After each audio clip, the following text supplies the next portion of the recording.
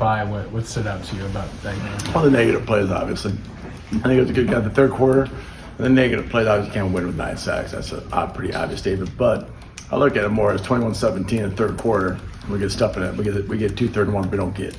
That's a game. The first one, we had gotten some of the short ones before. Third and 1, the first third and 1 was still 21-17. And we didn't get it.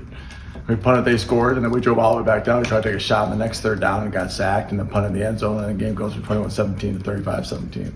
That's kind of what stands out.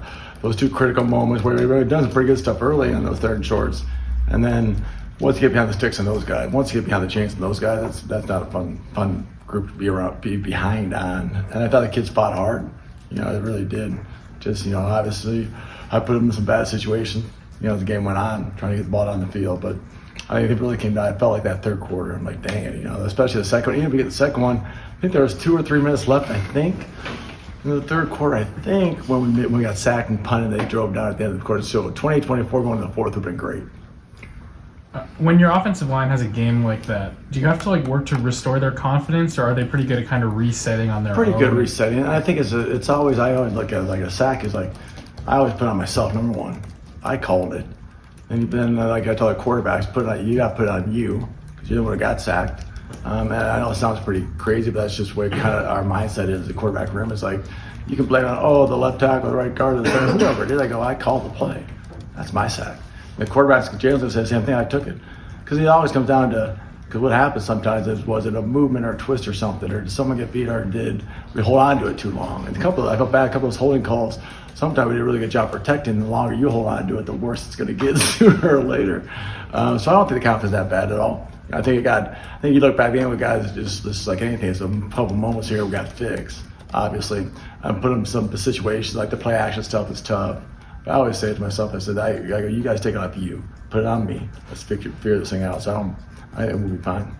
Because the great thing the last couple of years, I've been really good in that area. Mm-hmm. It's just kind of one. You can't let one moment go all of a sudden we went from the best team in the country to the world. Nah, I go, it's just one moment. So you got to figure it out and keep on trucking. Jim, is that something you communicate to your O-line especially? Yep, to the team especially. Yeah. I look at it because it's so funny because I joke all the time, so I'll say it again, being a math major, I can do some pretty cool things with numbers and that stuff. And you look at it, it's still win or loss. I know it's simple to say. I always thought about this when I got more when I was done playing coach, especially with head coach Lakeman. It's winning by 6 or 60 or 1 or 50 don't matter. Mm-hmm. Losing the same way. We used to play Whitewater, totally different deal. When I was at Lakeland, there's a minimal chance of us. But I'm we're going to do everything we can. We stayed in some games, but you got to be really a risk taker. You got to realize you may pull out the upset or you may get destroyed. Mm-hmm. And that's the way it's going to be. Give the kids a chance and so on. So I looked at it as if you get the kids to understand a loss is a loss. Mm-hmm. If you learn, this is practice. You learn from it, figure it out. Okay, I look back. We got to call some things better. Yeah, we did some things better, but let's learn from it. You move on. I think that's the only way you can do it.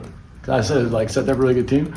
No, we're a really good team. I said, it came down to a player or two. Like last time, I said, it comes down to that player or two. And unfortunately, it came in that third quarter. They kind of turned it around, at least turned the tide, the momentum, or how you want to say that. Do you find that taking some of that on your shoulders, or Jalen taking it on his shoulders, helps the O-line's confidence stay at a higher level versus taking the beating that they get tonight? Yeah, I do, because I know it's coming from the outside everywhere else. It comes on. I know what comes on me too. That's why I don't read a lot of stuff you guys write. I apologize. So jokingly, but I never think of it that way. I'm hey, it's us and the people in the room and the coaches. That's all I can do. And guys, just stay together. It's like Lance, a coach always say, don't let one loss turn in. Don't let the one team beat you twice, or multiple ways like that. So don't let something happen like that beat you again and again. Let's learn from it, fix it. Let's see if we can get better from it. So yeah, I think it does help those guys. I want them to realize too. It goes not on you. It's we win as a team, we lose as a team. We take a sack as a team, or take a lost player, a big player as a team. As a play caller, how do you weigh when you're facing a really good pass rush?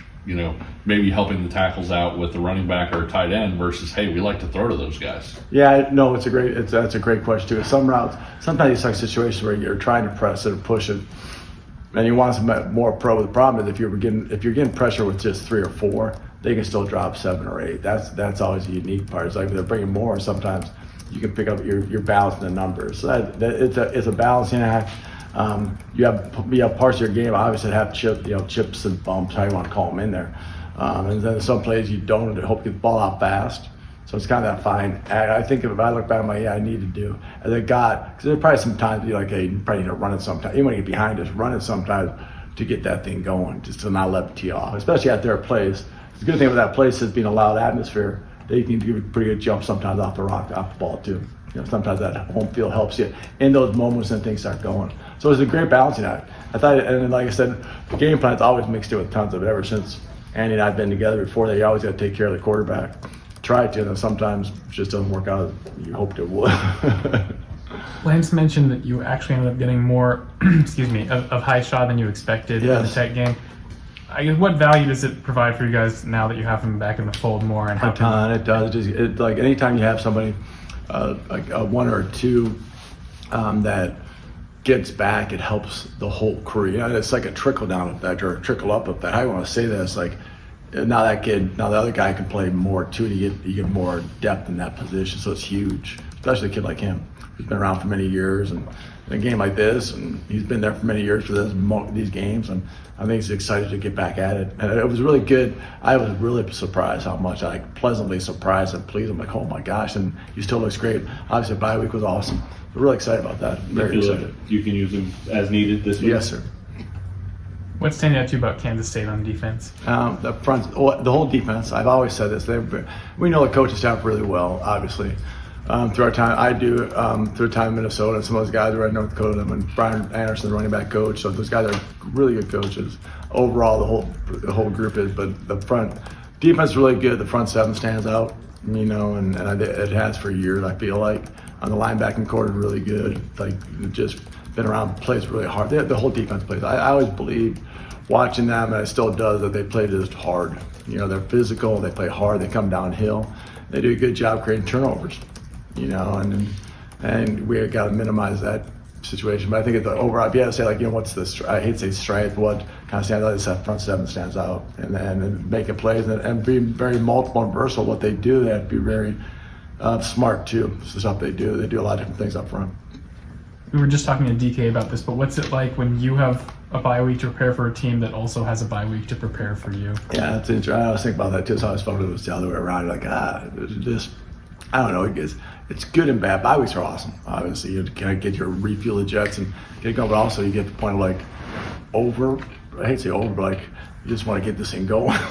You feel like you've been watching them for multiple weeks. Let's just get this thing going. So no, it doesn't do much at all, I guess. But it's you watch them more.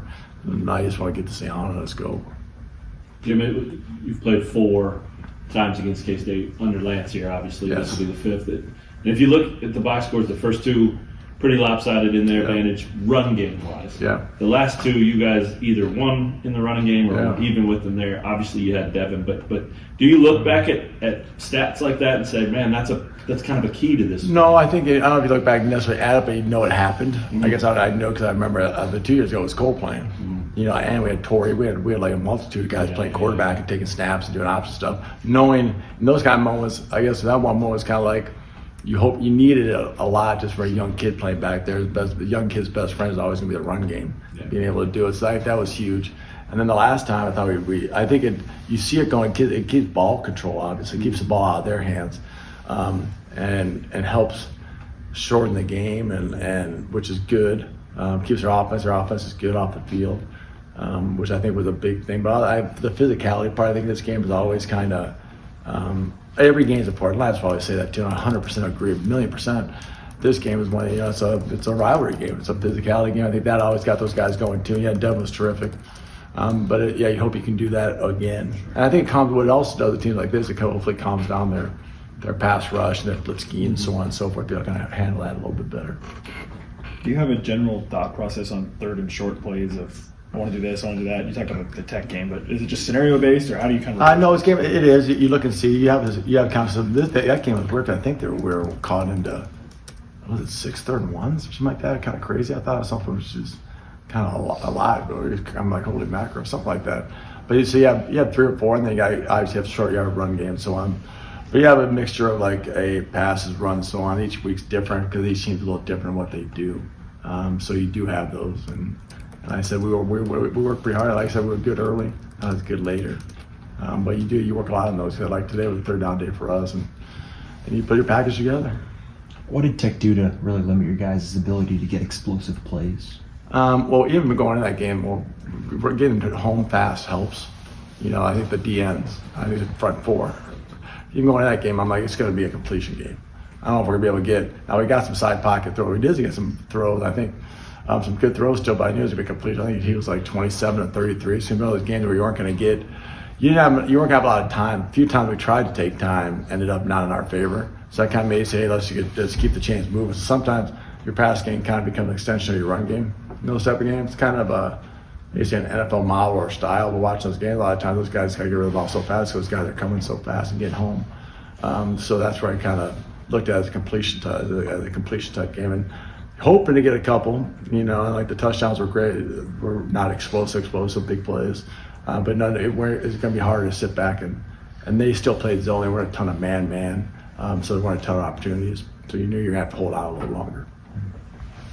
Coach spoke yesterday about the option game and how what you guys have seen defensively has kind of limited that. What do you guys look for that limits the option game?